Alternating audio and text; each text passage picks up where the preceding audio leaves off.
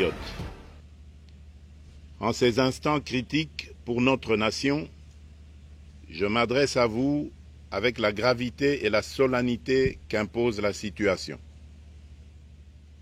L'Est de notre pays, en particulier les provinces du Nord Kivu, du Sud Kivu et de l'Ituri, fait face à une aggravation sans précédent de la situation sécuritaire. Les forces de défense du Rwanda, en soutien de leurs marionnettes du M23, poursuivent leur entreprise terroriste sur notre territoire, semant la terreur et la désolation parmi nos populations. Je partage avec vous la douleur et l'indignation face à ces attaques barbares. Ces actes ne sont pas seulement une attaque contre la République, mais une offense à l'histoire et à la dignité de notre peuple. En ces moments difficiles, je vous appelle à la résilience et surtout à la résistance. Face à cette situation, permettez-moi de vous rassurer. Une riposte vigoureuse et coordonnée contre ces terroristes et leurs parrains est en cours.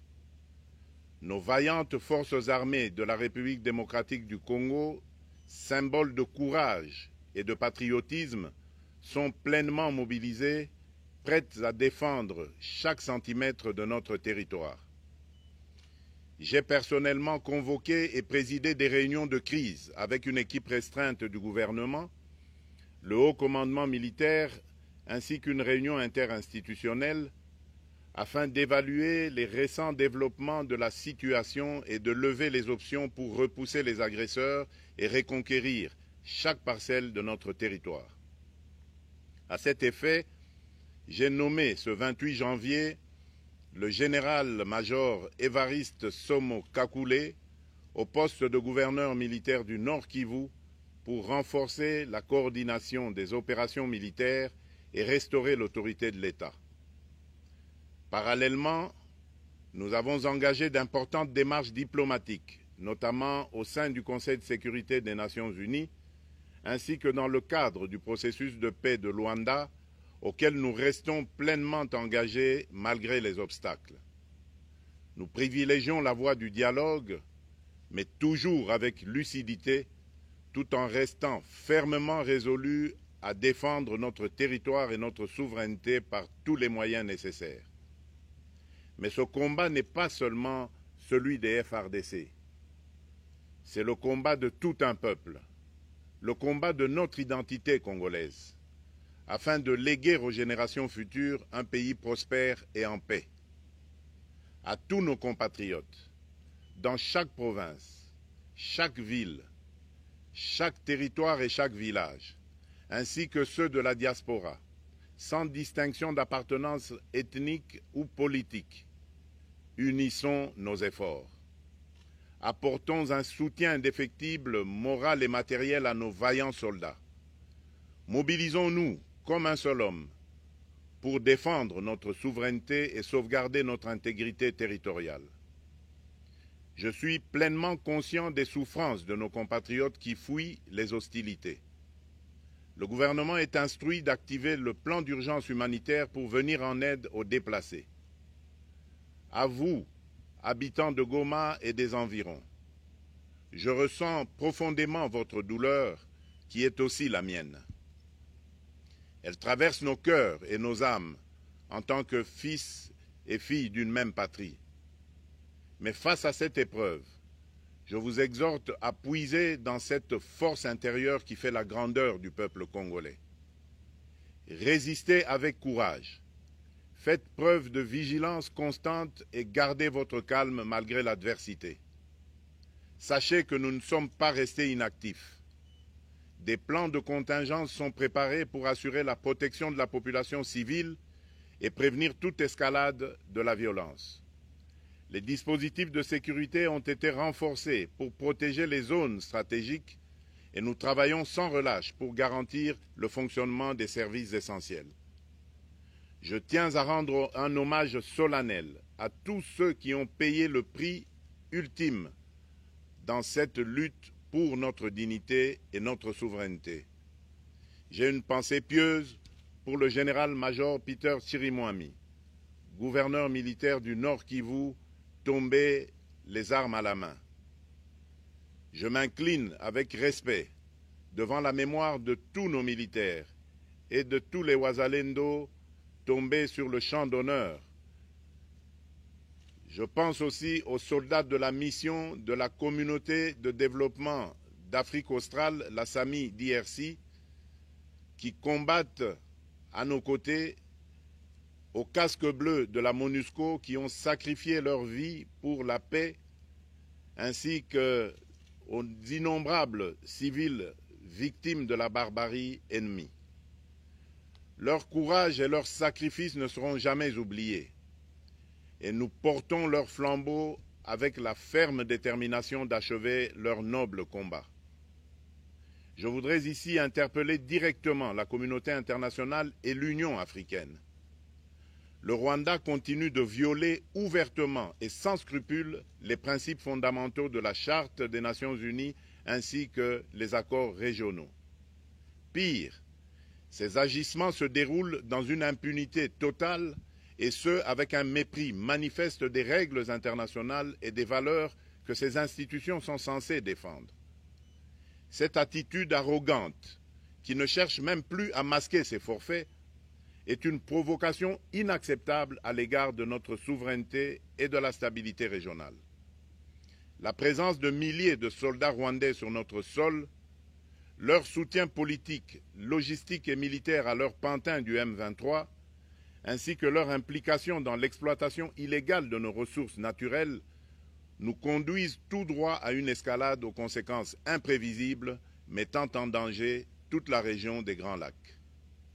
Votre silence et votre inaction face à la barbarie du régime de Kigali et aux atrocités perpétrées par ces supplétifs sur notre territoire constituent un affront non seulement à la République démocratique du Congo, mais également aux valeurs universelles de justice et de paix.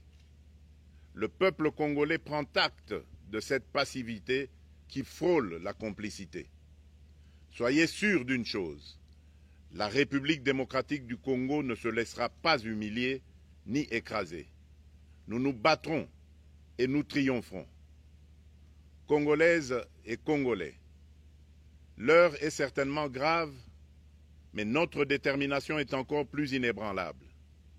Ce moment critique nous offre l'opportunité de montrer au monde ce qui fait notre force, c'est-à-dire notre unité sans laquelle tous nos efforts seraient vains.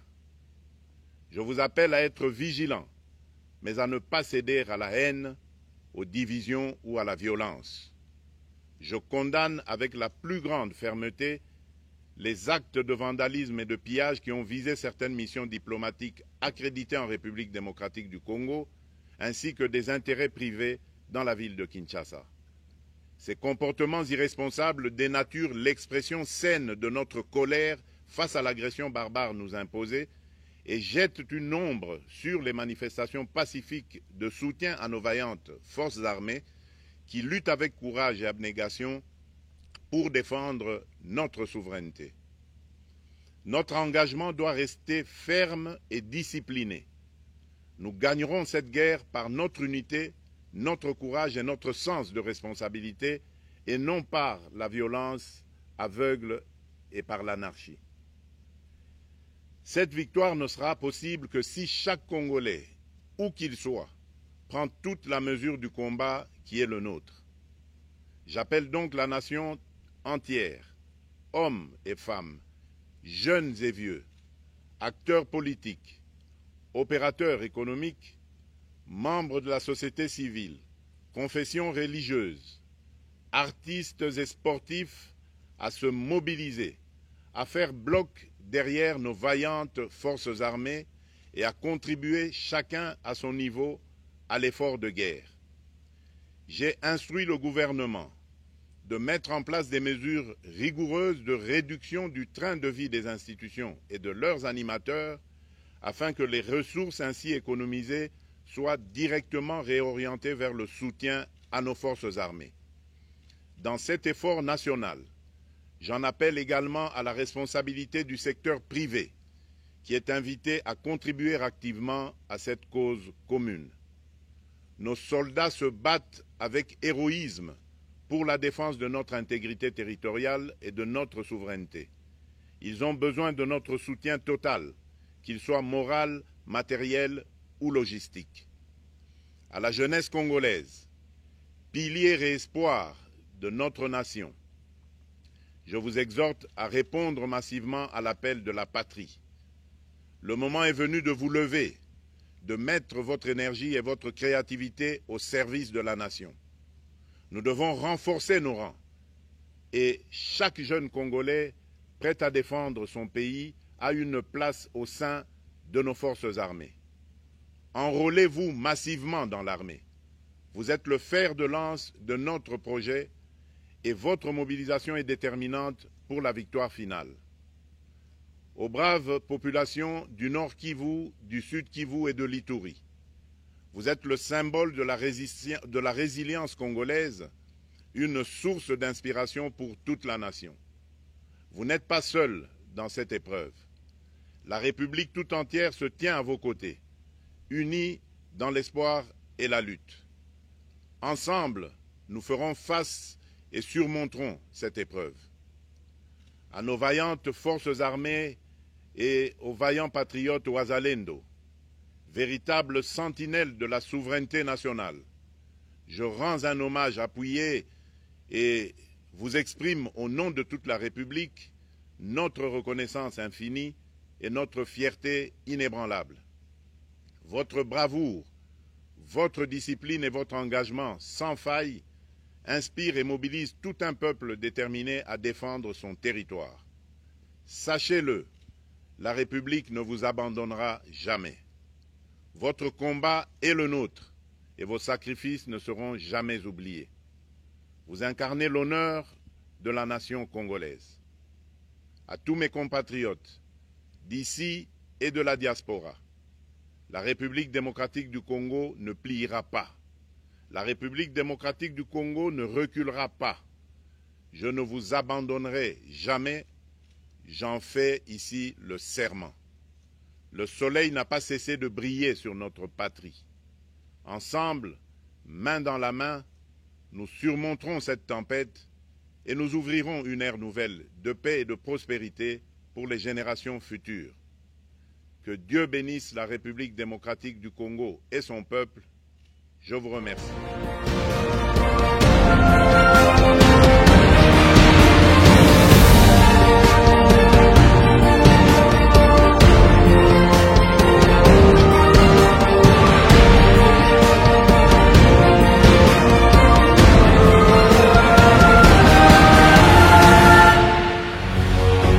Face 7, une autre facette de l'information au Burkina Faso.